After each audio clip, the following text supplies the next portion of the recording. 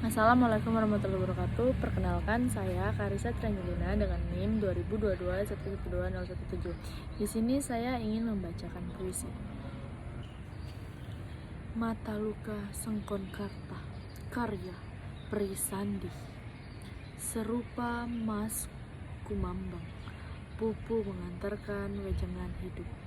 Kecapi dalam suara sunyi menyendiri.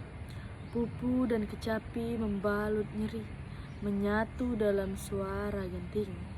Terluka, melukai, dilukai, dan luka-luka, menganga akibat ulah manusia.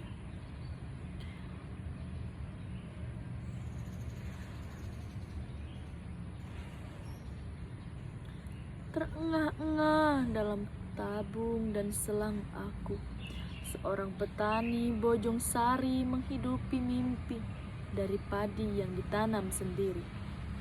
Kesederhanaan panutan hidup dapat untung dilipat dan ditabung.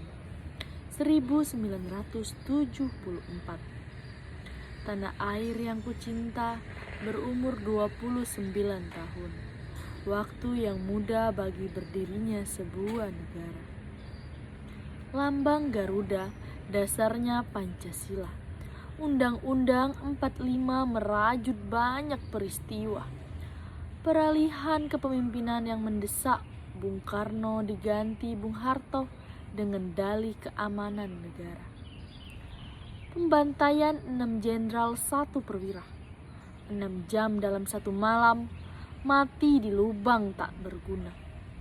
Tak ada dalam perang Mahabharata, bahkan di sejarah dunia, hanya di Indonesia. Pemusnahan golongan kiri, PKI wajib mati.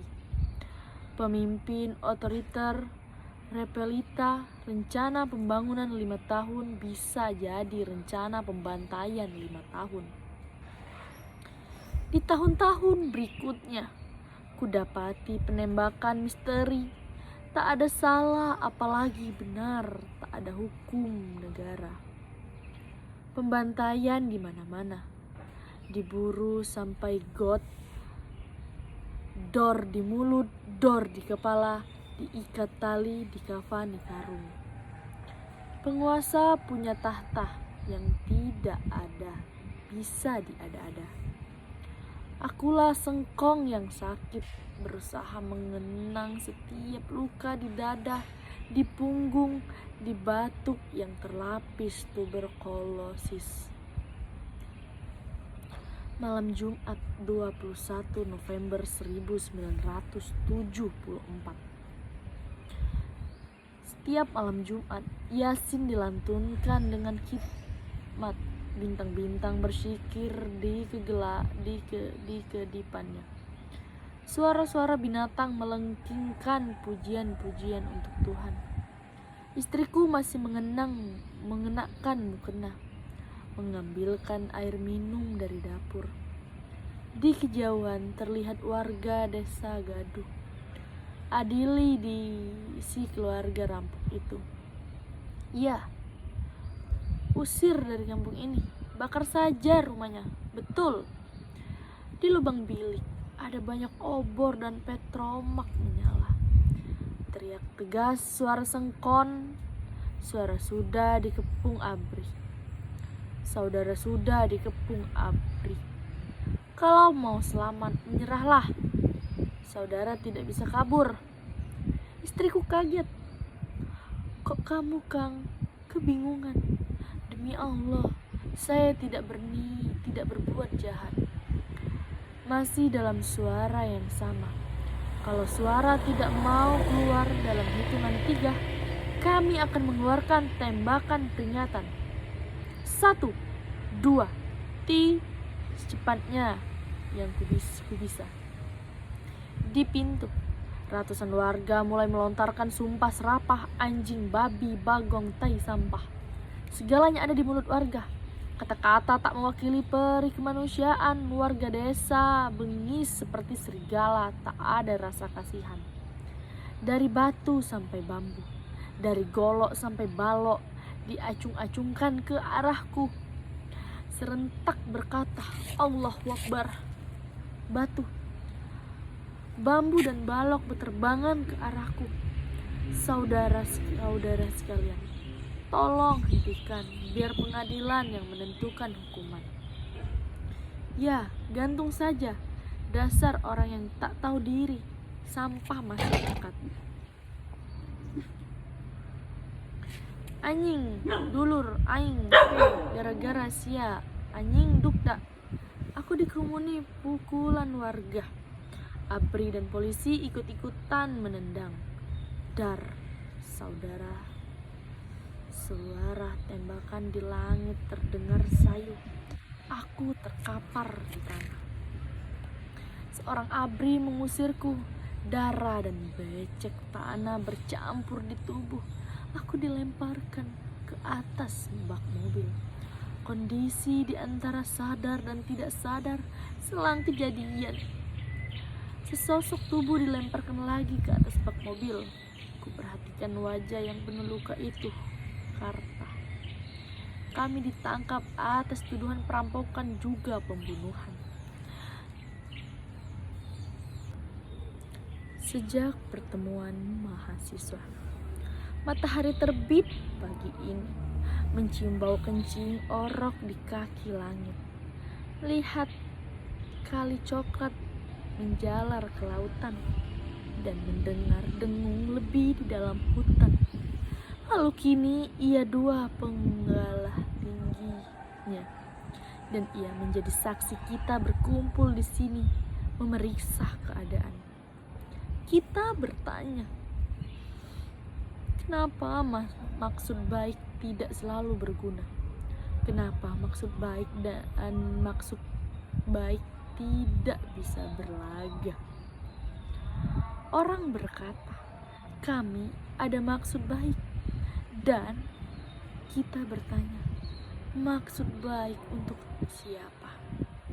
Ya, ada yang jaya dan yang terhina. Ada yang bersenjata, ada yang terluka.